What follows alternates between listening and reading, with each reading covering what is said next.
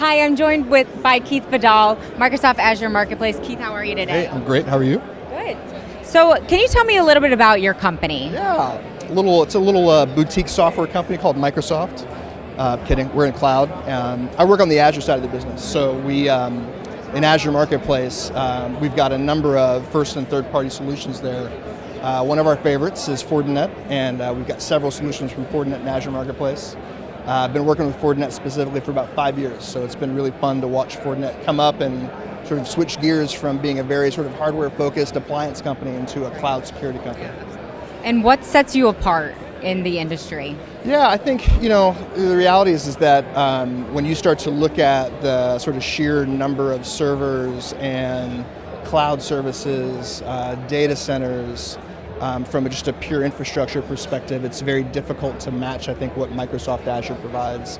I think when you layer on top of that security, Microsoft's been a trusted brand in security for many, many years before us and probably many years after us. I think one of the really cool things about my job is I get to work with partners and I get to see how partner technology sort of rides on top of Microsoft technology to get the sort of proverbial 1 + 1 = 3, for customers, which is great. And having all of these sort of Fortinet applications available on our marketplace just makes it really easy for customers to find, try, buy, and deploy what can be some very complex software. They make it very, very easy to do it via Azure Marketplace. And with your alliance with Fortinet, can you tell me a little bit more about how that helps customers specifically? Yeah, I mean, I think one of the things that after doing this for almost 10 years now, customers, IT pros, SecOps, DevOps, it's still a sort of constant set of realization that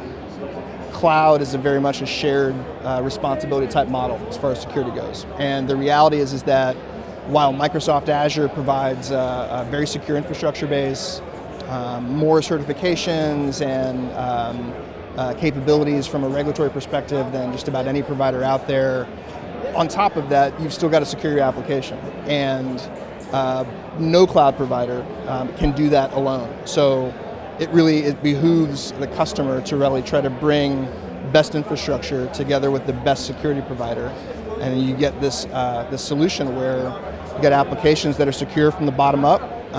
Customers are able to go and deploy and use very quickly and easily. And they're able to do that really through a marketplace that lets them pace themselves.